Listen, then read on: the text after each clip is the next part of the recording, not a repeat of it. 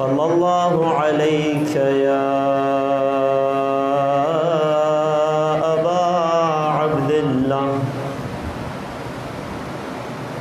وعلى الأرواح التي حلت بفنائك عليك مني سلام الله أبدا ما بقيت وبقي الليل والنهار ولا جعله الله آخر العهد مني لزيارتكم. سب مل کر سلام پڑھیں. السلام على الحسين وعلى علي بن الحسين وعلى أولاد الحسين وعلى أصحاب الحسين. ما شاء الله لا حول ولا قوة إلا بالله العلي العظيم. أعوذ بالله السميع العليم من الشيطان اللعين الرجيم. بسم الله الرحمن الرحيم.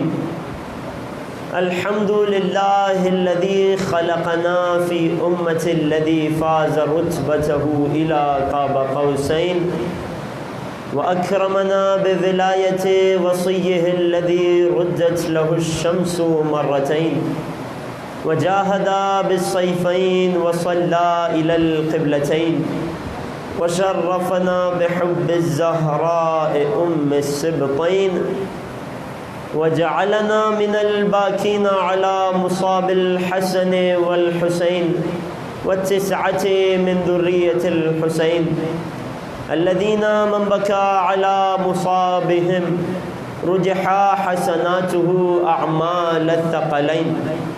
والصلاة والسلام والتحية والإكرام على أشرف الكونين رحمة للدارين جد الحسنين أعني أبا القاسم محمد صل على محمد وعلى أهل بيته الأطيبين الأطهرين رحمة الله على محبيهم ولعنة الله على أعدائهم أجمعين.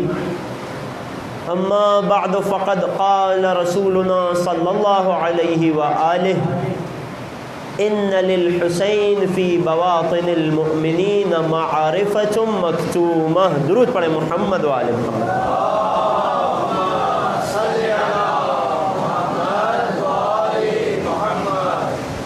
عزیزان محترم، عزاداران سید الشہداء، السلام علیکم ورحمۃ اللہ.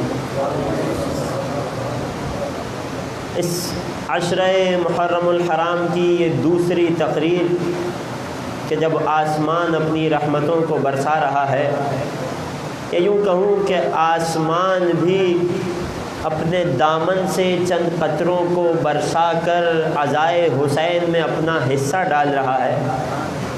اس موقع پر ہمارا موضوع گفتگو معرفت امام حسین. کل میں نے سرنامہ کلام میں پڑھی جانے والی حدیث شریف پر کچھ روشنی ڈالی تھی. آج بات کو آگے بڑھانا چاہتا ہوں. یقیناً نفوس آمادہ ہیں، قلوب متوجہ ہیں. ختمی مرتبت نے اپنے نواسے مولا و آقا حضرت سید الشہداء ابا عبداللہ الحسین علیہ الصلاۃ والسلام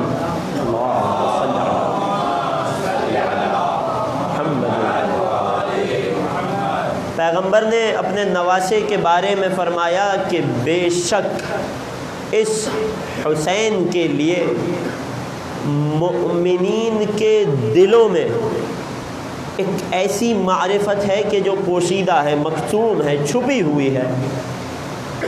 ذرا اس مطلب کو اور واضح کرتا چلوں. قرآن مجید وہ فرقان حمید میں اللہ رب العزت اپنے حبیب سے مخاطب ہو کر فرماتا ہے وَأَقِمْ وَجْهَكَ لِلدِّينِ حَنِيفًا، اے نبی اپنے آپ کو، اپنے چہرے کو ہمارے اس دین حنیف یعنی دین اسلام، دین وحدانیت کی طرف متوجہ کر لیجئے۔ پھر اس کے بعد اس دین کی ایک صفت بیان کرتا ہے، اس عقیدہ توحید کی ایک صفت بیان کرتا ہے۔ کون سا عقیدہ، کون سی توحید؟ فطرۃ اللہ التی فطر الناس علیہا، وہ عقیدہ توحید، وہ عقیدہ اسلام کہ جس فطرت پر اللہ نے انسانوں کو پیدا کیا ہے۔ یعنی کیا؟ یعنی ایک درود پڑھتے ہیں محمد و آل محمد پر۔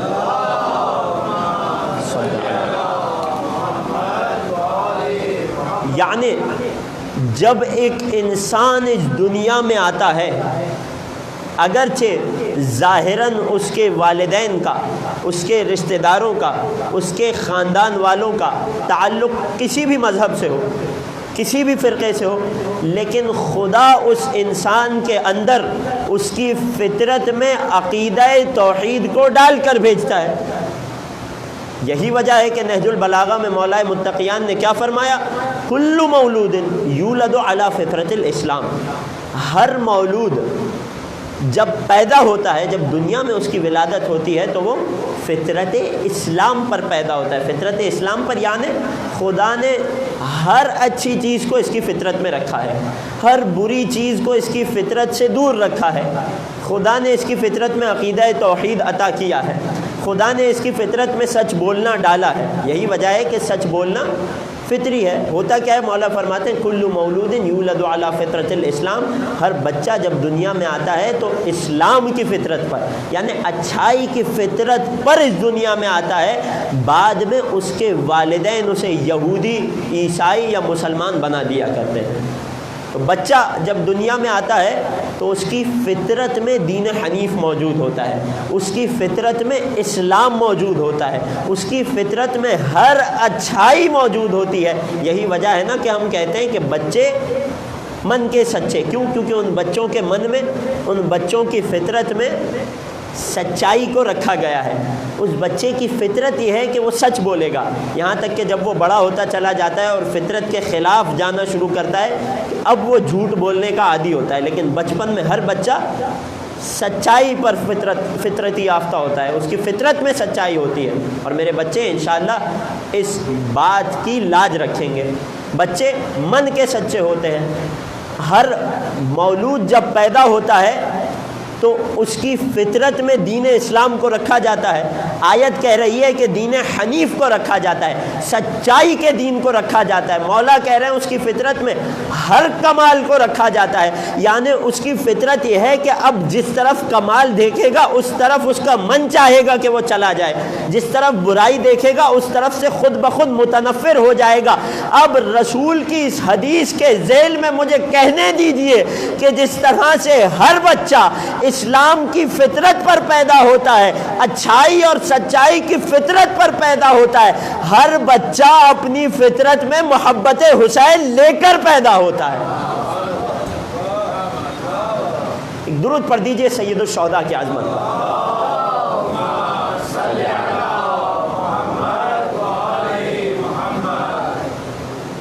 ہر انسان چونکہ وہ اچھائی اپنی فطرت میں لے کر پیدا ہوتا ہے، رسول کی یہ حدیث یہی بتا رہی ہے مومنوں کے اندر، مومنوں کے قلوب میں حسین کے لیے پہلے سے ایک چھپی ہوئی معرفت ہے۔ یعنی کیا؟ یعنی حسین کی معرفت بھی اس فطرت اسلام کا، اس فطرت دین حنیف کا حصہ ہے کہ جس پر خدا ہر مولود کو، جسے خدا ہر مولود کو عطا کر کے اس دنیا میں بھیجتا ہے۔ اب یہ والدین کے ہاتھ میں ہوتا ہے، اس بچے کے ماحول کے ہاتھ میں ہوتا ہے کہ اس فطرت سلیمہ پر یا اس محبت حسین پر کس قدر اس بچے کو باقی رہنے دیتے ہیں۔ عزیزان محترم، جہاں محبت حسین ایک فطری تقاضا ہے، یہی وجہ ہے کہ ایک عام انسان کی فطرت کہ جس کا اسلام سے کوئی تعلق نہ بھی ہو، اگر اس کے اندر انسانیت باقی ہے تو اس کا دل نام حسین کی طرف جھکا چلا جاتا ہے۔ اس کے دل میں نام حسین کے لیے خاص رقت ہوتی ہے، اور اسی رقت کو اجاگر کرنے کے لیے اس ماہ محرم میں مجالس برپا کی جاتی ہیں، اور تمام عالم کے لوگوں کو حسین کی طرف پکارا جاتا ہے، دعوت دی جاتی ہے کہ دیکھو کہ جس حسین کا مقام خدا نے تمہاری فطرت میں کہیں چھپا رکھا ہے، آؤ ہم حسین کے چاہنے والے اس معرفت کو اجاگر کریں، اس کے اوپر سے لگے ہوئے داغ اور گرد و غبار کو ہٹا دیں۔ ایک درود پڑھیں محمد و آل محمد کا۔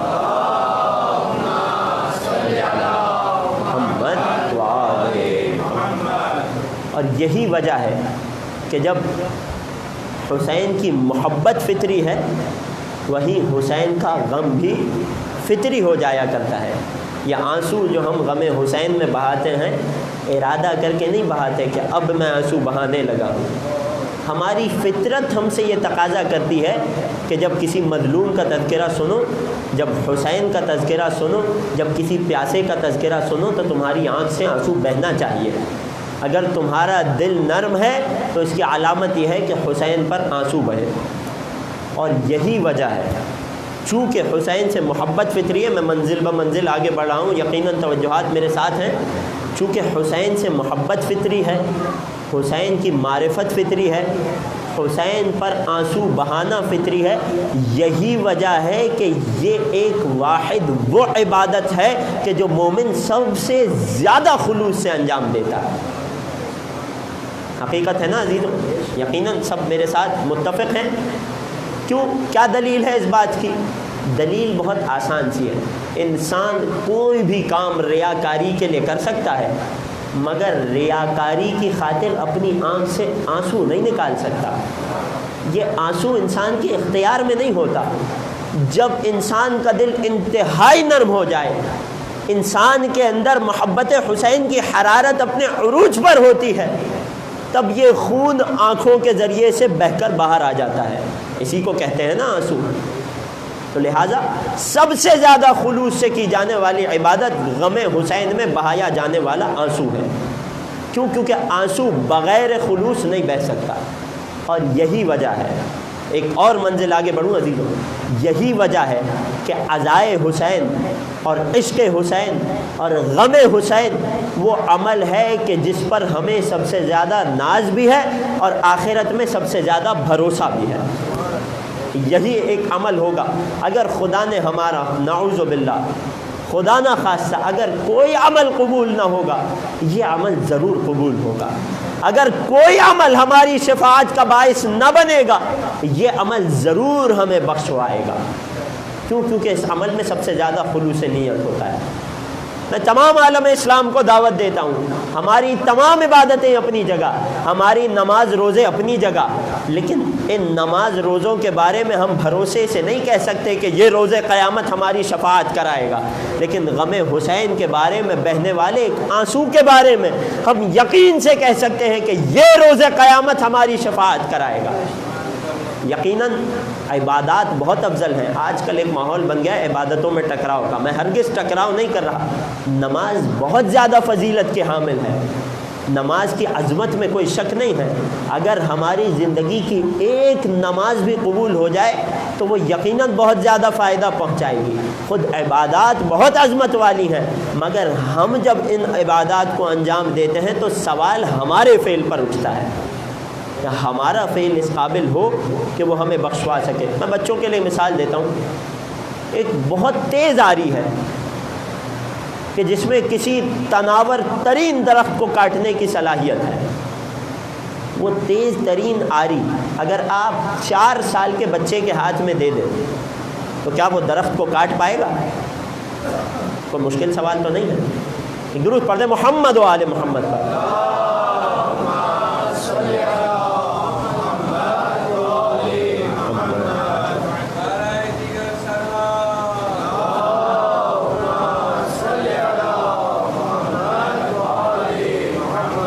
تیز ترین آری ہے، تناور ترین درخت کو کاٹ سکتی ہے، مگر اگر 4 سال کے بچے کے ہاتھ میں دے دی جائے تو بچے میں اس کو استعمال کرنے کی طاقت نہیں ہے، اس لیے وہ آری اس قدر فائدہ نہیں پہنچائے گی جتنا ایک نوجوان کے ہاتھ میں پہنچائے گی۔ بالکل یہی مثال ہمارے اعمال کی بھی ہے۔ ہماری یقیناً نماز بہت زیادہ بافضیلت ہے، مگر ہم جو نماز ادا کرتے ہیں اس کی کیفیت کچھ مختلف ہوتی ہے۔ وہ واقعہ تو یقیناً آپ نے سن رکھا ہوگا، عموماً ہمارے پیش اماموں کے ساتھ تو یقیناً یہ مسائل درپیش نہیں آتے، کیونکہ ہمارے امام غیبت میں موجود ہیں۔ جن کے امام غیبت میں نہیں ہیں یا جو غیبت کے امام کو نہیں مانتے، ان کے پیش اماموں کے ساتھ یہ مسائل آتے ہیں۔ نماز ختم کر لی، مجمع سے مڑ کے کہنے لگے بتاؤ نماز کی 3 رکعت پڑھائی یا 4 رکعتیں تمام کی؟ پیچھے سے ایک شخص کھڑا ہوا، کہنے لگا مولوی صاحب 3 رکعت انجام دی۔ کہا تمہیں اتنا یقین کیسے ہے؟ کہنے لگا میری 4 دکانیں ہیں، ہر رکعت میں ایک دکان کا حساب ہو جاتا ہے، آج فقط 3 دکانوں کا حساب مکمل ہوا، یعنی 3 رکعتیں مکمل ہوئی ہیں۔ تو لوگوں کی نمازوں کا تو یہ عالم ہے، کس قدر توجہ سے پڑھتے ہیں، کس قدر خلوص سے ہم اپنی عبادتوں کو انجام دیتے ہیں۔ تمام عالم اسلام کو دعوت دے رہا ہوں، آؤ اور غم حسین میں خلوص سے فقط 1 قطرہ آنسو بہا لو اور اپنی جنت کو پکا کر لو۔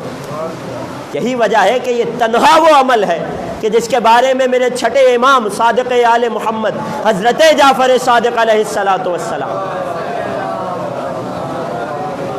اس ایک عمل کے بارے میں یہ روایت ملتی ہے، من بکا جو کوئی روئے گا، ومن ابکا جو کوئی رلائے گا، ومن تباکا ارے رونا نہیں آ رہا رونے جیسی شکل بنا لے، وجبت لہ الجنہ اس پر خدا جنت کو واجب کر دیتا ہے۔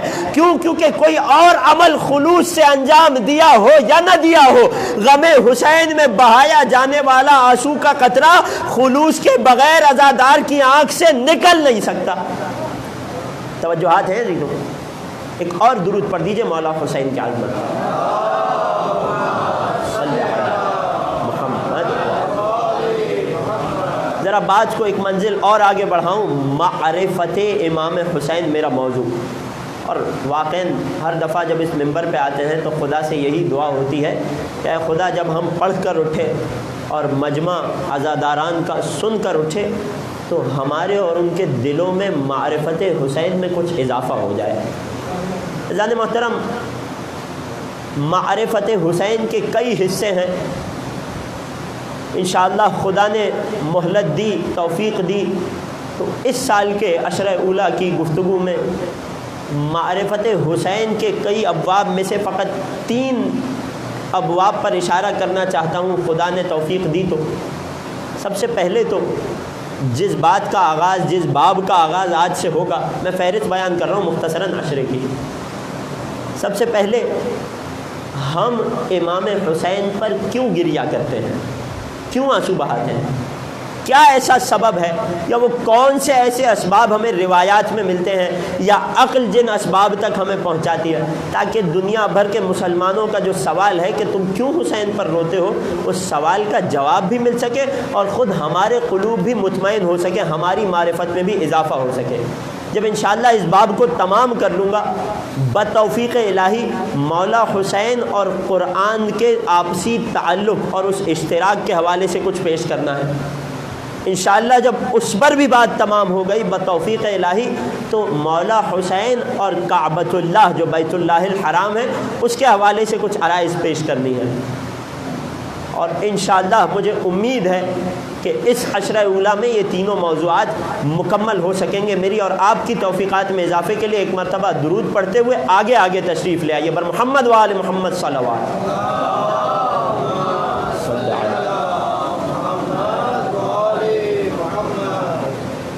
آج ہمارے پہلے باب کا آغاز بھی ہوگا، اور چونکہ ایام عزا کی ابتدا ہے، ابھی 2 مہینے 8 دن کا سفر باقی ہے، تو لہٰذا ہم اپنے لیے، اپنے نوجوانوں بچوں کے لیے مولا حسین کی معرفت میں اضافہ کرتے چلے اس باب سے کہ جب ہم مجلس عزا میں آتے ہیں، واقعہ کربلا کو گزر جانے کے 1400 سال بعد اسی جوش و ولولے سے مجلس عزا میں آتے ہیں، آ کر آنسو بہاتے ہیں، صدیقہ کبریٰ کو ان کے لال کا پرسہ دیتے ہیں۔ سبب کیا ہے؟ وہ کون سی بات ہے یا وہ کون سے عوامل ہیں جو ہمیں اس مجلس میں کھینچ کر لے آتے ہیں؟ وہ کون سی ایسی مقناطیسی قوت ہے ذکر حسین میں کہ جو ہمیں کھینچ کر رضا خانوں تک لے آتی ہے؟ میں پیش کرنا چاہتا ہوں سب سے پہلے تو یہ تمہیداً عرض کر دوں کہ امام حسین پر گریہ اگرچہ فطری ہے، اس کے باوجود اس کے کئی اسباب ہیں۔ اسباب کی دو قسمیں ہیں۔ چند اسباب ایسے ہیں کہ جو باطنی ہیں، جو ہمارے اپنے قلب سے تعلق رکھتے ہیں، جو ہمارے عقیدے سے تعلق رکھتے ہیں۔ چند اسباب ایسے ہیں جو خارجی ہیں، جو بیرونی دنیا سے تعلق رکھتے ہیں۔ میں باری باری دونوں طرح کے اسباب کو آپ کی خدمت میں پیش کرنا چاہوں گا۔ اگر سننے کے لیے آمادہ ہیں، توجہات میرے ساتھ ہیں، تو ایک مرتبہ ابتدا سے آخری شخص تک درود پڑھ دیں امام حسین کی عظمت پر۔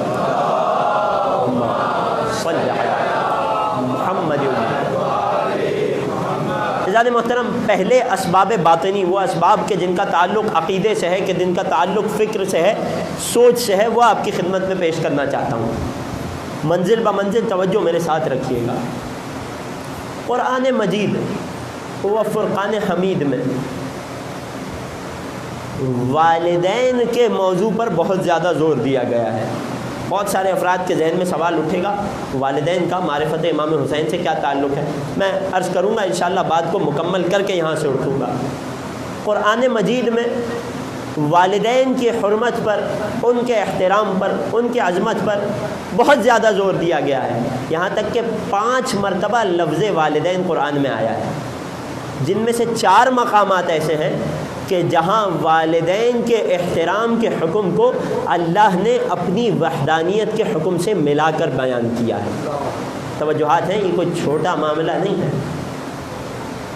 کیا ارشاد رب العزت ہوا؟ وَإِذْ أَخَذْنَا مِيثَاقَ بَنِي إِسْرَائِيلَ أَلَّا تَعْبُدُونَ إِلَّا اللَّهَ وَبِالْوَالِدَيْنِ إِحْسَانًا۔ کہ اے رسول، اس وقت کو یاد کیجئے کہ جب ہم بنی اسرائیل سے وعدہ لے رہے تھے، کن باتوں کا؟ 2 باتوں کا۔ اللہ تعبدوا الا اللہ، کہ خبردار ایک اللہ کے علاوہ کسی کی عبادت نہ کرنا، سب سے بنیادی ترین عقیدہ۔ لیکن وہ کون سی بات اتنی اہم ہوگی جسے اس بنیادی عقیدے کے ساتھ جوڑ دیا گیا؟ وَبِالْوَالِدَيْنِ إِحْسَانًا، والدین کے ساتھ نیکی کرنا، والدین کے ساتھ احسان کرنا۔ ایک اور جگہ ارشاد ہوا، قُلْ تَعَالَوْا أَتْلُوا مَا حَرَّمَ رَبُّكُمْ عَلَيْكُمْ أَلَّا تُشْرِكُوا بِهِ شَيْئًا وَبِالْوَالِدَيْنِ إِحْسَانًا۔ اے رسول، انہیں بلا کر بتا دیجئے کہ کن باتوں کو اللہ نے حرام قرار دیا ہے۔ پہلی بات اللہ تشرکوا بہ شیئا، کہ خبردار اپنے رب کے ساتھ کسی کو شریک نہ کرنا۔ دوسری بات وبالوالدین احسانا، خبردار والدین کے ساتھ ہمیشہ نیکی کرنا۔ میرے نوجوان، میرے بچے، خود اپنے لیے اور اپنے دوستوں کے لیے پیغام عرض کر رہا ہوں، جب آج فرش ادا سے اٹھنا تو والدین کے احترام میں اضافہ لے کر اٹھنا۔ یہ کون سی ہستیاں ہیں کہ جنہیں خدا اپنی وحدانیت کے ساتھ قرآن میں جوڑ رہا ہے؟ اور ایک جگہ تو قرآن نے احترام کی اور حکم کی انتہا ہی کر دی۔ سورہ مبارک بنی اسرائیل میں ارشاد ہوا، بسم اللہ الرحمن الرحیم، وَقَضَىٰ رَبُّكَ، تمہارے رب نے فیصلہ کر دیا، اللہ تعبدوا الا اللہ، کہ اس کے سوا کسی کے عبادت نہیں ہوگی، وبالوالدین احسانا، دوسرا کیا فیصلہ ہے؟ اور خبردار والدین کے ساتھ نیکی کرنا۔ میرا موضوع معرفت امام حسین۔ کس باب میں گفتگو کر رہا ہوں؟ اسباب باطنی برائے گریائے امام حسین۔ آیت کون سی پڑھ رہا ہوں؟ وَقَضَىٰ رَبُّكَ أَلَّا تَعْبُدُوا إِلَّا إِيَّاهُ، خبردار رب نے فیصلہ کر دیا۔ توجہات میرے ساتھ ہے نا عزیزوں؟ تمہارے پروردگار نے فیصلہ کر دیا کہ اس کے سوا کسی کی عبادت نہیں ہوگی، وَبِالْوَالِدَيْنِ إِحْسَانًا، اور والدین کے ساتھ ضرور نیکی کی جائے گی۔ بات یہاں رکی نہیں، بات آگے بڑھی۔ اما یبلغن عندک الکبر احدہما، میرے نوجوان دوست، اگر ان میں سے کوئی ایک او کلاہما، یا دونوں تمہارے پاس ہوں، تمہارے ساتھ ہوں۔ وہ بچپن تھا کہ تم والدین کے ساتھ تھے، اب یہ تمہاری جوانی ہے کہ جب والدین تمہارے ساتھ ہیں، کہ جب والدین دونوں یا ان میں سے کوئی ایک بڑھاپے تک پہنچ جائے، خدا ہم سب کے والدین کو سلامت رکھے، بڑھاپے تک پہنچ جائے تو کیا کرنا؟ فلا تقل لہما اف، خدا کی قسم بڑا ہی نازک مرحلہ ہوتا ہے، بڑا ڈر لگتا ہے بیان کرتے ہوئے، خبردار ان سے اف تک نہ کہنا۔ میرے چھٹے سرکار حضرت امام جعفر صادق علیہ الصلاۃ والسلام،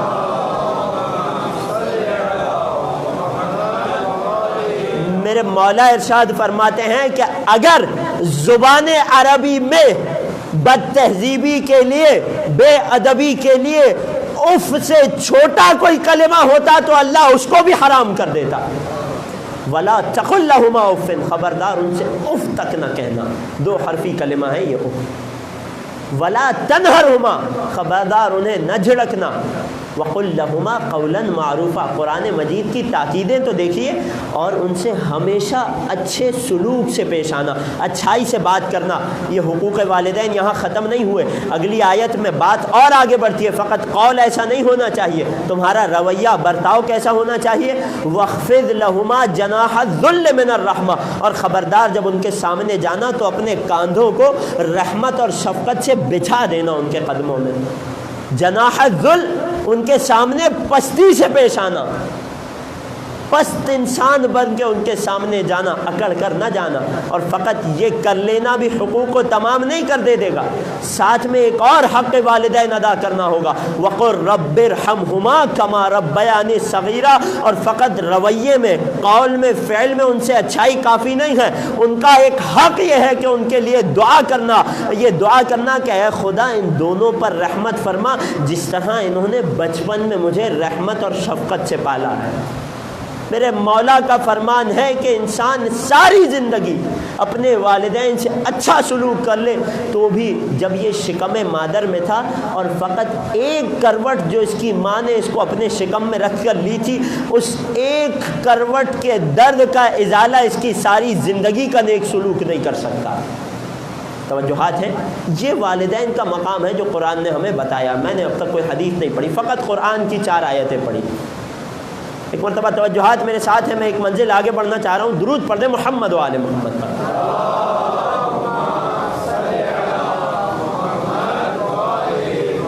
یقیناً یہ میرے نوجوانوں کے لیے آج کی اس مجلس کا پیغام بھی ہو گیا، عملی بات بھی ہو گئی، اور میں اسے اپنے موضوع سے متصل کرتا چلوں.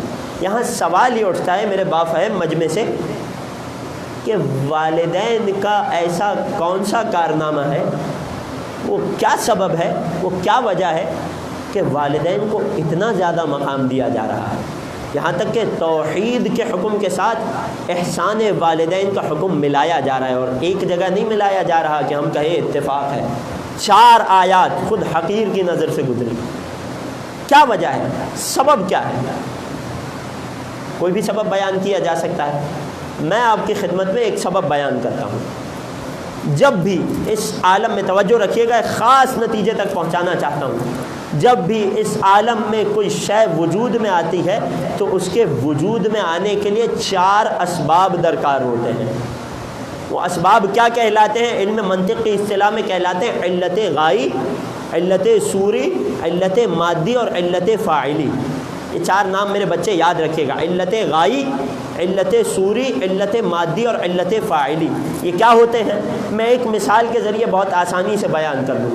یہ منبر خطابت، یہ منبر فرش عزا، جب یہ موجود نہیں تھا، اسے وجود میں لانا تھا تو 4 قسم کے اسباب کی ضرورت تھی. سب سے پہلا سبب علت فاعلی. علت فاعلی یعنی وہ بنانے والا جو اسے بنائے گا، جو اسے عدم سے وجود میں لائے گا. وہ کون تھا؟ وہ بڑھئی تھا، وہ کارپینٹر تھا، وہ نجار تھا. نجار بڑھئی اس منبر کی تخلیق کے لیے علت فاعلی تھا. آخر تک مجمع کی توجہات میرے ساتھ ہے نا عزیزوں؟ بڑھئی اس منبر کی تخلیق کے لیے علت فاعلی تھا. لیکن اگر بڑھئی کے پاس کچھ بھی نہ ہو تو کیا ممبر بنا سکتا ہے؟ نہیں. جواب ملے گا ممبر بنانے کے لیے اس ممبر کا مادہ یعنی لکڑیاں درکار ہیں. لکڑیاں ہوں گی تو ان لکڑیوں سے ممبر وجود میں آئے گا.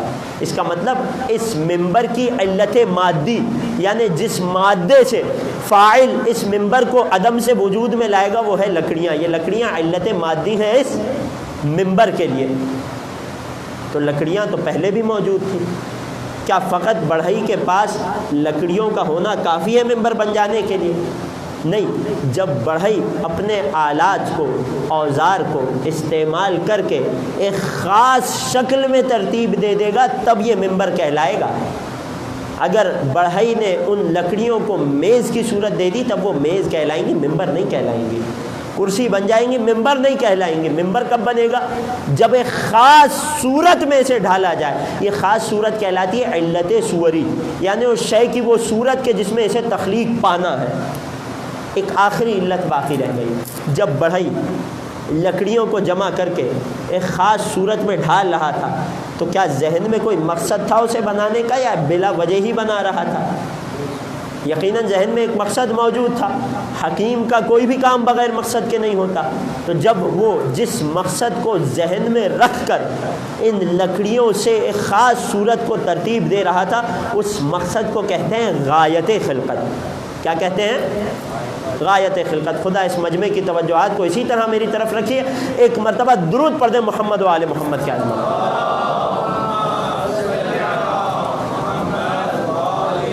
میں بات کو بہت مختصر کرتا چلوں، مثال واضح ہے عزیزوں۔ ہر شے کی خلقت میں 4 طرح کے اسباب کا، 4 طرح کے علتوں کا موجود ہونا ضروری ہے۔ جس طرح ممبر کی مثال دی، اسی طرح ایک انسان کی خلقت میں بھی ان 4 باتوں کا، ان 4 اسباب کا موجود ہونا ضروری ہے۔ والدین کی اتنی زیادہ عظمت اس لیے ہے کہ ان 4 علتوں میں سے 2 علتوں میں والدین وسیلہ بنتے ہیں۔ اگرچہ خالق الخلاق اور حقیقی خالق اکبر میرا پروردگار ہے، مگر والدین اس انسان کی خلقت کے اسباب میں وسیلہ بنتے ہیں۔ کون کون سی اسباب میں؟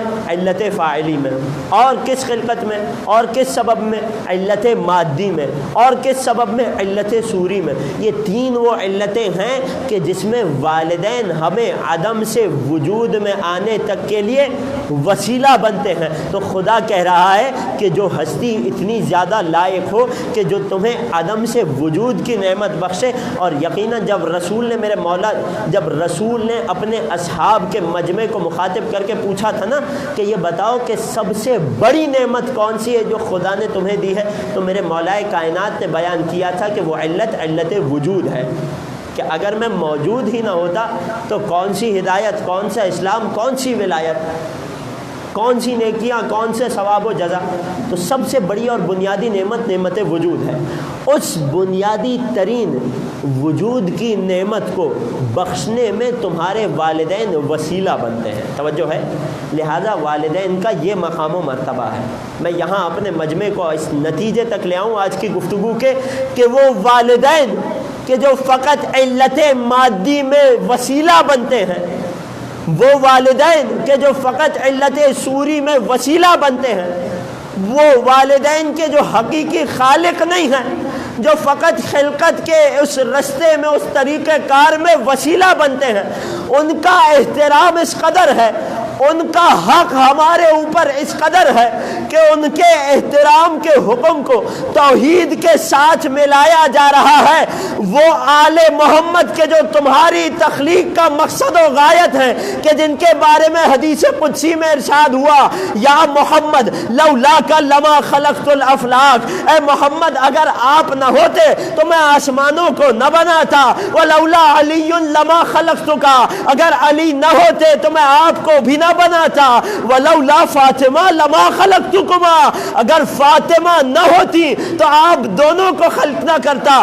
خلقت انسان میں افضل ترین علت کہ جو مقصد تخلیق ہے اس میں محمد و آل محمد شریک ہیں۔ یہی وجہ ہے کہ یہ محمد و آل محمد ہم پر ہمارے والدین سے کہیں زیادہ حق رکھتے ہیں۔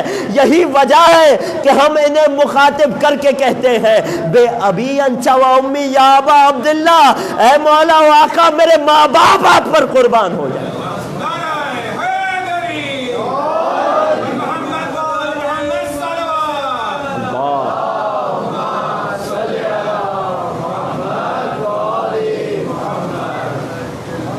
بات پہنچ رہی ہے؟ مشکل تو نہیں ہے؟ عام والدین کا اتنا احترام اس لیے کہ عام تخلیقی علتوں میں، مادے میں، صورت میں، فاعلیت میں فقط وسیلہ بنتے ہیں وہ ہستیاں کہ جو ہماری تخلیق میں غایت ہو، ان کا ہمارے اوپر کتنا زیادہ حق ہوگا۔ یہی وجہ ہے نا کہ رسول خدا نے اپنے اصحاب کے مجمع کو مخاطب کر کے اسی آیت کی تلاوت کی. کون سی آیت؟ کہ جو میں نے ابتدا میں والدین کے احترام میں پیش کی. وَقَضَىٰ رَبُّكَ أَلَّا تَعْبُدُوا إِلَّا إِيَّاهُ. رب کا فیصلہ ہے کہ اس کے سوا کسی کی عبادت نہ ہو.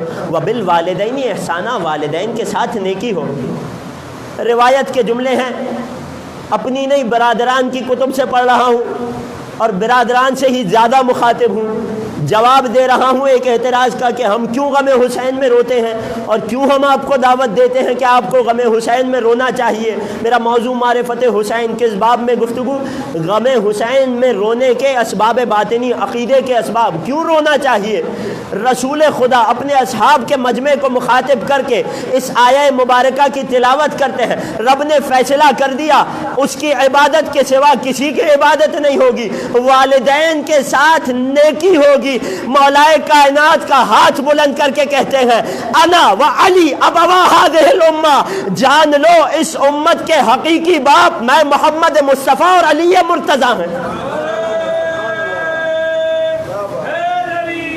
یا علی اللہم صلی علی محمد و آل. توجہات ہے نا، بات پہنچ رہی ہے. تو لہٰذا چونکہ محمد مصطفیٰ اور علی مرتضیٰ صلی اللہ علیہما یہ دونوں اس امت کے دو باپ ہیں. اور ایک جگہ ابن عباس سے روایت ہے، رسول علی کو مخاطب کر کے کہتے ہیں اے علی، ہم اس امت پر، اور خدا کی قسم ہمارا عقیدہ بھی یہی ہے، اے علی ہم اس امت پر ایک اتنا اس سے زیادہ حق رکھتے ہیں کہ جتنا ایک والدین اپنی اولاد پر رکھتے ہیں. کیوں؟ کیونکہ والدین تو فقط اولاد کو اس کی دنیاوی اچھائی اور برائی سکھاتے ہیں یا ظاہراً دین سکھاتے ہیں. ہم وہ ہیں کہ جن کے اوپر حقیقت میں اس امت کو جہنم سے بچانے کی ذمہ داری ہے. لہٰذا حق والدیت کہ جو اہل بیت کا ہم سب پر ہے، ہم سب پر رسول اور آل رسول کا ایک حق ہے کہ جسے حق والدیت کہتے ہیں، کہ یہ ہمارے والدین سے زیادہ رتبہ رکھتے ہیں. یہ حق اس بات کا تقاضا کرتا ہے کہ ان کا خاص احترام کیا جائے. سوال یہ ہے کہ احترام کی صورت کیا ہوگی، طریقہ کیا ہوگا؟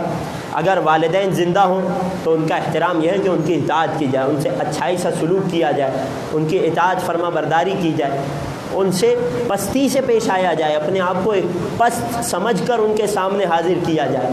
لیکن جب والدین اس دنیا میں نہ رہے یا والدین مقتول ہوں، انہیں قتل کیا جا چکا ہو، تو اس موقع پر احترام کا طریقہ کیا ہوتا ہے؟ احترام کا طریقہ یہ ہوتا ہے کہ اس شہید پر، اس مقتول پر یا اس مردے پر آنسو بہائے جائے. کیا دلیل ہے اس بات کی کہ آنسو بہانا احترام ہے؟ میرے چھٹے امام نے فرمایا کہ نبی اللہ ابراہیم نے اللہ سے ایک عجیب دعا کی. جب ابراہیم کی ساری دعائیں قبول ہو گئیں، سارے رتبے مل گئے، ابراہیم کو اللہ نے اسماعیل اور اسحاق جیسے دو بیٹے بھی عطا کر دیے بڑھاپے میں. اس کے بعد نبی اللہ ابراہیم نے اللہ سے ایک بڑی عجیب دعا کی. وہ دعا کیا ہے؟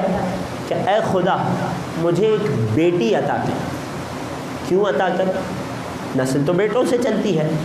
تمام بیٹیوں کی رحمت سے فیض یاب خوش نصیب والدین سے مخاطب ہو کر یہ حدیث انہیں ہدیہ کر رہا ہوں. جن کے پاس یہ رحمت نہیں ہے، خدا سب کو بیٹیوں کی رحمت سے بھی نوازے، بیٹوں کی نعمت سے بھی نوازے. جو بے اولاد ہے خدا تمام کو اس فرش عزا کے صدقے میں اولاد نرینہ و صالحہ دے. ابراہیم اللہ سے اپنی آخری عمر میں کیا دعا کر رہے ہیں؟ اے خدا ایک بیٹی عطا کر جو میرے مر جانے کے بعد میرے جنازے کی زینت بنے، جو میرے مر جانے کے بعد مجھ پر روئے. کیوں؟ کیونکہ اولاد پر والدین کا حق یہ ہے کہ ان کی زندگی میں ان سے فرما برداری کرے، ان سے اچھا سلوک کرے. اور اولاد پر والدین کا ایک حق یہ بھی ہے کہ ان کے چلے جانے کے بعد ان پر روئے. ہم حسین کو اپنے والد سے زیادہ بڑھ کر سمجھتے ہیں، اور جو کوئی بھی اس امت میں حسین کو اپنے والدین سے زیادہ چاہتا ہے اسے دعوت دیتے ہیں کہ آؤ فرش عزا پر بیٹھ کر حسین پر دو آنسو بہاؤ. اور کیسے بہاؤ اور کیوں آنسو بہانا کسی شہید یا مقتول کے احترام کا باعث ہے؟ دلیل پھر برادران کی کتب سے، اپنی کتاب سے نہیں پڑھ رہا. نوجوانوں بچوں کے لیے عرض کر دوں آخری بات اور میں منزل مصائب سے جڑ جاؤں گا. جب رسول خدا ختمی مرتبہ اپنے اصحاب کے ساتھ جنگ احد سے واپس تشریف لے آئے مدینے میں، تو منظر کیا تھا؟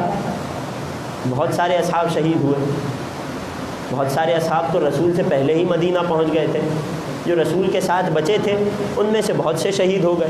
رسول کو اپنے اصحاب کی شہادت کا بڑا غم تھا۔ ہر صحابی کی لاش جب اس کے گھر تک پہنچتی تو اس کے گھر میں صف ماتم بچھ جاتی، گھر کی عورتیں اپنے شہید، اپنے مقتول پر واویلا کرتی، سر اور سینے کو پیٹ کر ماتم کرتی، آنسو بہاتی۔ روایت کہتی ہے سب سے زیادہ غم جو رسول کو احد کے شہداء میں کسی کی شہادت کا تھا وہ رسول کے چچا حمزہ علیہ السلام تھے، کہ جو امام حسین کی شہادت سے پہلے تک سید الشہداء تھے، کوئی چھوٹا رتبہ نہیں ہے حمزہ کا۔ سب سے زیادہ غم رسول کو حمزہ کی شہادت کا تھا، لیکن رسول جب مدینے میں مہاجرین و انصار کے گھروں کے قریب سے گزرے تو کیا منظر دیکھا کہ ہر شہید صحابی کے گھر والے اور گھر کی عورتیں اس شہید پر ماتم کر رہی ہیں، اس شہید پر آنسو بہا رہی ہیں، رونے کی آوازیں بلند ہیں، لیکن چچا حمزہ پر کوئی گریہ نہیں کر رہا۔ رسول نے ایک عجیب فریاد کی تھی، فرمایا وَأَمَّا عَمِّيَ الْحَمْزَةَ فَلَا بَوَاكِيَ لَهُ، ہر شہید کا رونے والا کوئی ہے مگر میرے چچا حمزہ پر کیوں کوئی نہیں روتا؟ جب انصار مدینہ نے یہ بات سنی تو اپنے گھر کی عورتوں کو حکم دیا کہ اپنے اپنے گھروں سے نکلیں، کالی چادریں پہنیں اور حضرت حمزہ کے جنازے کے پاس چلی جائیں اور حضرت حمزہ کے جنازے پر جا کر روئیں۔ اس موقع پر رسول نے ان خواتین کے لیے دعا کی تھی، اللہم ارحمہن، اے خدا تو حمزہ مقتول پر، حمزہ شہید پر، حمزہ مظلوم پر رونے والی ان آوازوں پر رحمت کر دے۔ میں ایک جملہ کہوں عزیزوں، حمزہ رسول کو بہت پیارے تھے مگر حسین سے زیادہ پیارے نہیں تھے۔ حمزہ کی شہادت کے بعد اگرچہ ابو سفیان کی بیوی ہندہ جگر خار ملعونہ نے حمزہ کے جگر کو کاٹ کر چبایا تھا اور اہل بیت کو اس بات کا بہت غم بھی تھا، یہی وجہ ہے کہ جب بھی آل امیہ کو یاد کیا، یزید کو یاد کیا تو کیا کہا؟ وابن آکلۃ الاکباد، کلیجے چبانے والی کا بیٹا۔ لیکن اس کے باوجود یہ جنازہ پلٹ کر مدینے آیا تھا، اس جنازے کو غسل بھی دیا گیا تھا، اس جنازے کو کفن بھی دیا گیا تھا، اس جنازے پر نماز بھی ادا کی گئی تھی، اس جنازے پر سب تعظیم اور سب احترام مہیا کیا گیا۔ ہاں کمی تھی تو ایک چیز کی تھی، وہ کیا تھی؟ فقط رونے والی آوازیں نہ تھی۔ کائنات کے رسول کو حمزہ سید الشہداء کے جنازے پر اتنی سی کمی بھی برداشت نہ ہوئی۔ میں کہوں گا یا رسول اللہ 61 ہجری میں کربلا میں آ کر دیکھیے، آپ کے لاڈلے حسین کا جنازہ ہے، نہ کوئی غسل دینے والا ہے، نہ کوئی کفن دینے والا ہے۔ ہاں گھوڑے کی ٹاپوں سے پامال کرنے والے ضرور ہیں، ارے رونے والیاں بھی ہیں، مگر ان رونے والوں کی کیفیت یہ ہے کہ ان رونے والیوں کو رونے پر کوئی دلاسا نہیں دیتا۔ ہاں ایک تازیانہ ہوا میں ضرور بلند ہوتا ہے جو حسین کی رونے والی بیٹی کو چپ کرا دیا۔ اجرکم علی اللہ، آوازیں بلند ہو گئی۔ ارحم تلک الصرخۃ التی کانت لنا، مجھے ہمیشہ چھٹے امام کا وہ جملہ یاد آتا ہے، اے خدا ان چیخوں پر رحم فرما جو میرے جد حسین کے غم میں اٹھا کرتی ہیں۔ کیوں؟ کیونکہ یہ وہی حسین ہے کہ جس کی بہنوں اور بیٹیوں کو اس پر رونے نہ دیا گیا۔ دن کی روشنی میں روتے تھے تو شمر تازیانے مارتا تھا، رات کی تاریکی میں آنسو بہاتے تھے تو شمر تازیانے مارتا تھا۔ میں نے فضائل میں پڑھا نا کہ ابراہیم دعا کر رہے تھے کہ اے خدا ایک بیٹی عطا کر جو میرے بعد میرے جنازے کی زینت بن جائے۔ ارے خدا نے حسین کو ایسی ایک سے زیادہ بیٹیاں دی تھی، مگر ہائے رے ان بیٹیوں کی قسمت کہ انہیں اپنے شہید باپ پر رونے نہ دیا گیا۔ اجرکم علی اللہ، اجرکم علی الزہرا۔ ہاں عزیزوں، دوسری محرم کا دن گزر گیا، آج حسین کا سجا ہوا قافلہ سرزمین کربلا پر داخل ہو گیا۔ آج حسین کی کربلا میں پہلی رات ہے، آج حسین نے کربلا کی 8 دن کی بستی کو بسا لیا۔ جب میرے مولا سرزمین کربلا کے قریب پہنچے تو ایک مرتبہ حسین کے گھوڑے کی معرفت کا عالم نہ جانے کیا تھا کہ رک گیا۔ حسین سب کچھ جانتے تھے، مگر اصحاب کو سمجھانے کے لیے حسین نے سواری کو تبدیل کیا۔ دوسری سواری بھی آگے نہیں بڑھتی، تیسری سواری بھی آگے نہیں بڑھتی، چوتھی سواری بھی آگے نہ بڑھی، یہاں تک کہ روایات کے مطابق 7 سواریاں میرے مولا نے بدلی ہیں، مگر کوئی سواری آگے نہیں جاتی۔ اب جب اصحاب کو یقین ہو گیا کہ یہی ہماری ٹھہرنے کی جگہ ہے، یہی ہمارا مخیم بنے گا، تو اس موقع پر حسین نے اپنے اصحاب سے سوال کیا کہ کیا یہاں قریب میں کوئی بستی ہے؟ جواب ملا ہاں آقا، قریب میں بنی اسد کی بستی ہے۔ کہا بنی اسد کے مردوں کو ہمارے پاس لایا جائے۔ بنی اسد کے جوان، بچے اور بزرگ مولا کی خدمت میں آتے ہیں۔ مولا نے اپنا تعارف کرانے کے بعد فرمایا کہ ذرا یہ بتاؤ کہ اس سرزمین کا نام کیا ہے؟ ایک جوان آگے بڑھا، کہا اسمہ طف، مولا اس سرزمین کو طف کہا جاتا ہے۔ مولا نے کہا ہاں یہ نام سن رکھا ہے، کیا اور کوئی نام ہے؟ ایک بیان کرنے والے نے بیان کیا ہذا شط الفرات، مولا اسے شط فرات بھی کہا جاتا ہے، کیا اور کوئی نام ہے؟ مولا اسمہ ماریا، اس سرزمین کو زمین ماریا بھی کہا جاتا ہے، کیا اور کوئی نام ہے؟ مولا اسمہ غادریہ، مولا اس سرزمین کو غادریہ بھی کہا جاتا ہے، کیا اور کوئی نام ہے؟ روایت کہتی ہے ایک بوڑھا آگے بڑھا، مولا ہم نے اپنے بڑھوں سے سنا ہے قد سمیا ارض کرب و بلا، مولا اس سرزمین کو کرب و بلا بھی کہتے ہیں۔ سر کو جھکایا اور ایک جملہ کہا اعوذ باللہ من کرب و بلا، میں درد و مصیبت سے خدا کی پناہ مانگتا ہوں۔ اپنے اصحاب کو قریب بلایا اور چند جملے کہے ہاں ہونا محط رحالنا، یہ ہماری سواریوں کے ٹھہرنے کا مقام ہے۔ ہاں ہونا محل خیامنا، یہ ہماری خیمہ بستی سجانے کا مقام ہے۔ ہاں ہونا مشفق و دمائنا، ارے یہاں ہمارے خون بہائے جانے کی زمین ہے۔ ہاں ہونا مقتل و رجالنا، ارے یہاں ہمارے مردوں کو قتل کیا جائے گا۔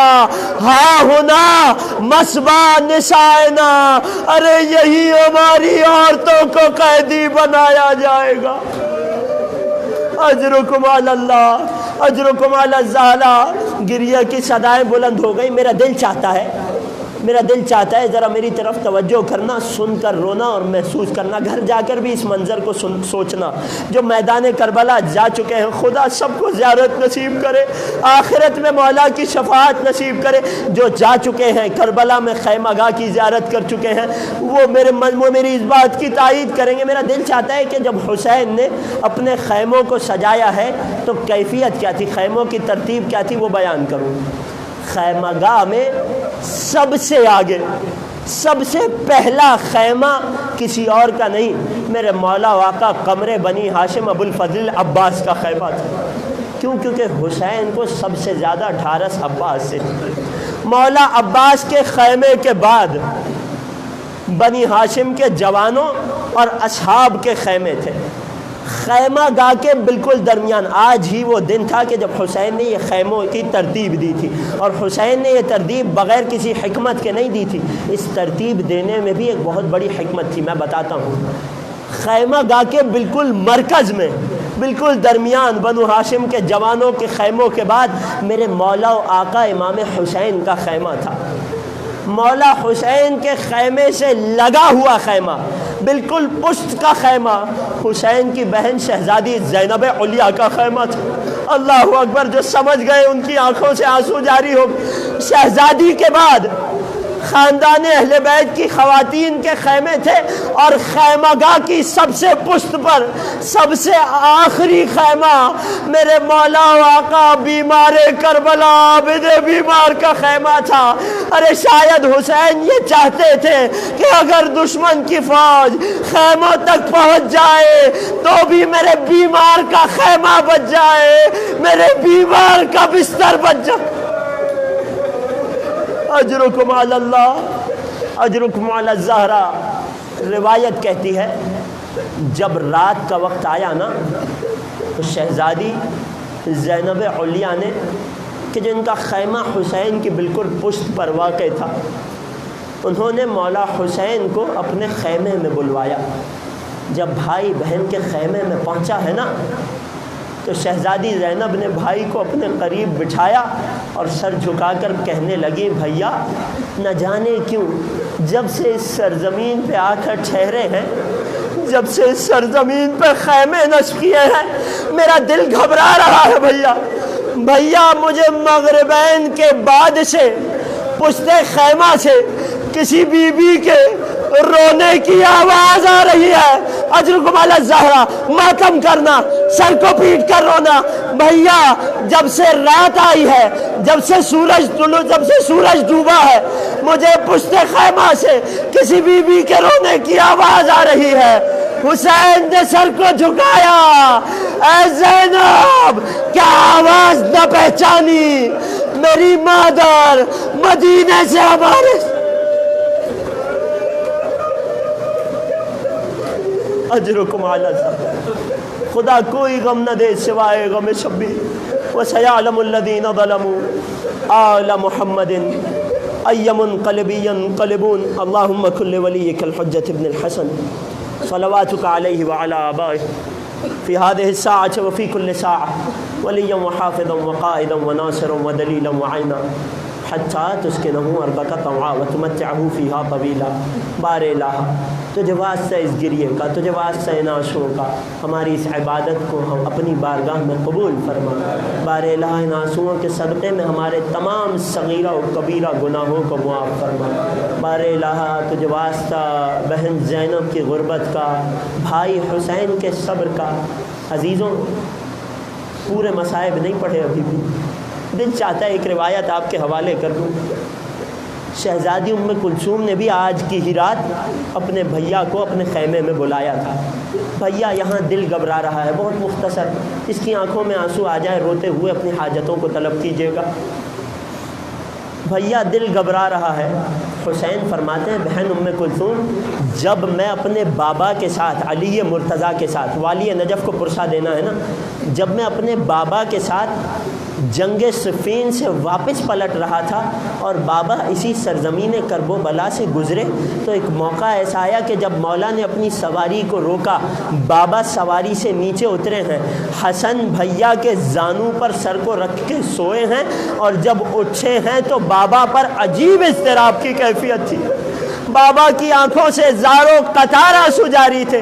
جب حسن نے پوچھا تو بتایا ہے بیٹا حسن میں نے ابھی خواب میں دیکھا ہے کہ جب 61 ہجری ہوگی یہی سرزمین ہوگی، میں بھی نہیں ہوں گا، تم بھی نہیں ہوگے، ماں فاطمہ زہرا بھی نہیں ہوں گی، عجیب غربت میں تیرا بھائی ہوگا۔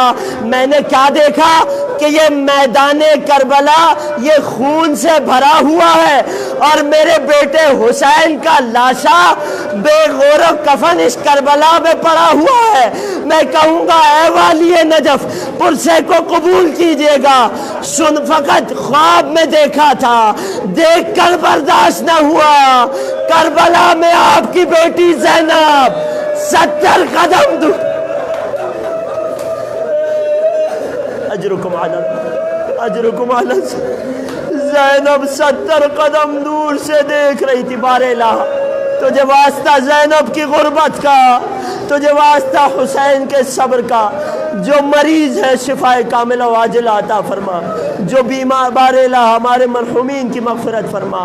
دنیا میں جہاں کہیں بھی مومنین پر مسلمانوں پر مظالم جاری ہیں، بار الہ انہیں جلد از جلد ظالموں کے ہاتھوں سے نجات عطا فرما۔ بار الہ تمام مسلمانوں کی جان و مال و عزت و آبرو کی حفاظت فرما۔ بار الہ سب سے بڑی دعا، سب سے بڑی آرزو، منجی بشر، منتقم کربلا، فرزند زہرا، قائم آل محمد کے ظہور میں تعجیل فرما اور ہمیں ان کے خاص اعوان و انصار میں شمار فرما۔ ربنا تقبل منا انک انت السمیع العلیم وتب علینا انک انت التواب الرحیم برحمتک یا ارحم الراحمین۔ ماتم حسین۔